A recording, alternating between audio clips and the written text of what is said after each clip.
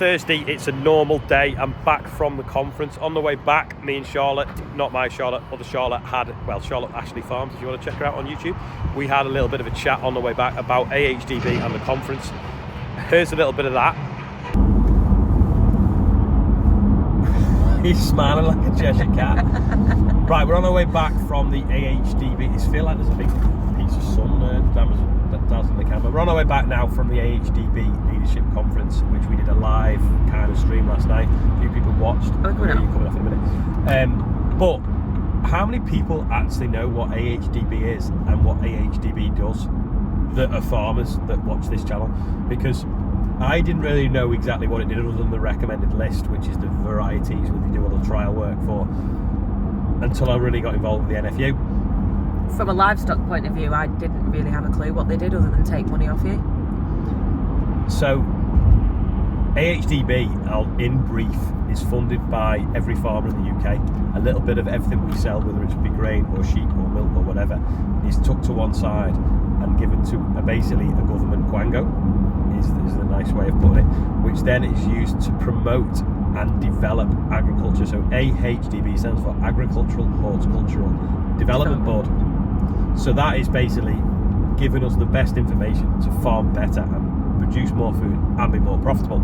So, random fact, pulled pork.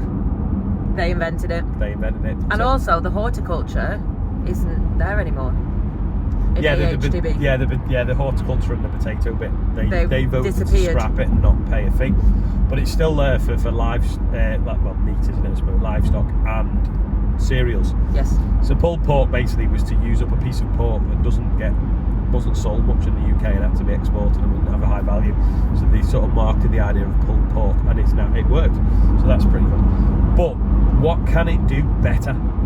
So at the moment we're talking about trade deals with different countries. We're talking about exporting more cereals. We've got a little bit of a surplus this year, and they do have what's called an export committee where they'll go to like trade fairs in different countries and they'll be like, look, buy British, this is the standards we've got, this is what it means, and push it on, which is good for the UK economy. They do the monitor farm meetings, which I'm on my way to now, where we'll spend 3 years sort of having meetings on farms, look at the different topics around that farm, because generally farms and areas are all similar. So they do things looking at different drainage, different varieties of seed growing, different establishment methods, even down to tyre pressures, all things like that, just so that farmers can knowledge exchange is called, or KT. Yep. Knowledge transfer. Yeah, that's it. So that they all learn off each other or off industry experts that Ahdb will sort of pay to sort of sponsor. And the resources they have are unbelievable. Like if you go, that's the thing, people aren't accessing the information that's already there. So like Roy described it as a filing cabinet on top of your silage pit. If you have a question or you want to research something, it's already been done, but people aren't going and accessing it. And instead they'll choose to type it in on Google or ask the neighbour, which is just silly because it's been done to such a depth as well. Yeah, over the years, since the war, they've grain storage, the best practice in grain storage, how to store grain successfully. Like calf housing, like the heel stones on your cubicles, everything, like anything you can think of, ventilation in sheds, they have the information there to access already. Yeah, but they don't tell anyone about it. Yeah, they don't. And the reason they don't tell anyone about it is because they don't actually know who all the farmers are, because of GDPR and all this rubbish. The money that goes off, they don't know who it comes from. They don't know who it comes from, which is crazy, but that's how it is. So that's why they've been trying to sort of boost their brand profile, if you call it a brand. It's not a brand, but by asking the likes of us to do these live streams and different things, just to say, look, with the Ahdb, this is all the stuff we do. It is all there. Go and find it. But I'm just interested to see what people actually think of them and whether they actually know what is there. Because a lot of people say they're useless and they don't know anything, but it's only because did they know what? Yeah, did they? They don't know that they put a buffet on every year, but if you don't go in the other room and eat it, you don't even know it's there. So I'd be really interested to see in the comments. This isn't an advert for Ahdb, and they probably might even moan because I said that they were a quango. But just let me know in the comments about what you knew about Ahdb. Have you learned something new in this video? I'd just be really interested to know.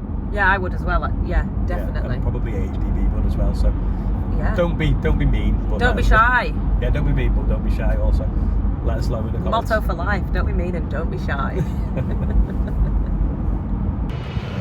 Anyway, I've just been to a monitor farming and it sounds like something's just gone through the chipper. But here's a little bit of, well no, in fact, you can't really see from the slides. But basically there's a trial going on with Harper Adams, which would be great if I could go and have a look at, to be honest. With the trial in the field with 24 metres, let me try and get out of the wind. 24 metres of the field is going to be conventional tillage and agriculture, and the other 24 metres, split into 24 metre runs, will be different establishment methods. I think you might be able to see this slide up here if it works. So they're going to treat it differently, and then they're going to grow it as basically conventional ag, which is like a plough combination drill system, and no-till ag. They've got funding to do it for 3 years, and then they're going to, if they can keep going. My agronomist involved in it, he's doing the inputs for the no-till, and they're going to see how far they can go and how it's working. Anyway, in the first year it was £12 a hectare, I think it was, down on return per acre, return per hectare basically. So, but there was a couple of passes that they didn't do. Now that was all costed in the cost of the passes and stuff, but the time that's been saved hasn't been costed. So it was beans last year, it's going to be wheat this next year, and they're going to see how it converts into yield and the cost savings of establishment. But what you could see quite clearly was this £12 over 650, £680 a hectare or whatever costs in total. The £12 was saved at the very beginning on the establishment method, i.e. not working the ground. Well, £12 as a percentage of 650, or £12 or the cost of the establishment method, then if you worked out what that's cost and the interest on that money for nearly 12 months, because it was one of the first operations done in the field, that probably adds up to saving you the £12 back already. I hope that made sense. But basically, by not saving money now, not saving money at the beginning of establishing a crop compared to adding everything up at the very end, that money that you save, if you'd have left it in the bank, would have accumulated interest over that period to probably less. I feel like I've made it even more confusing. Anyway, really interesting. So it's going to be good to see how that progresses as we're going forwards. Luckily, it must just have been a little bit of a stone rattling through the chipper, so that is flying through now. Decent sized pile there. Might book a few wagons for next week, although we have got 5 load of OSR a day going out next week, and if they all turn up at the same time as a wood chip wagon, it can be quite chaotic. So I'll speak to Ian, see what bookings we've got in, whether it's all week or just at the beginning of the week. And I've seen an email saying that it's definitely Monday, Tuesday, Wednesday. I might book wood chip wagons for later on next week. I'll go and have a look. There's still quite a pile of fertiliser in the shed, which is good because it's very expensive. We don't want to eat through it too quick. There's 3 bags here that have been damaged. I think that was when we moved them. Perhaps should have put them in the spreader first to get rid of them out of the way, but we'll get them in next time we're spreading. But to be fair to Andrew, he was doing it all on his own. Rob was messing with stuff on the chipper and other things around the yard, and he was trying to get all the OSR spread with fertiliser, and I wasn't around to help him unload it. But we'll sort that when we get onto the wheat and the barley in a few weeks. But he got all the OSR spread, so well done to Andrew. Been moving soil as well today. This is half the bean seed that arrived the other day. The other half isn't far behind, so now spring is round the corner, we'll be getting ready to sow this. Andrew is just using Nick's shovel now and just, like I say, emptying some of that soil bay off the yard. Gives a bit more space, especially out of this shed. Next week we've got a few 100 tonne of OSR going out. In fact, a few 100 tonne each day, I think.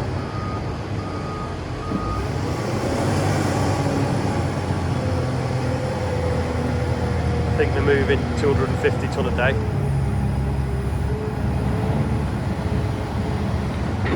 No, I'm lying. 5 load a day, so just short of 150 tonne.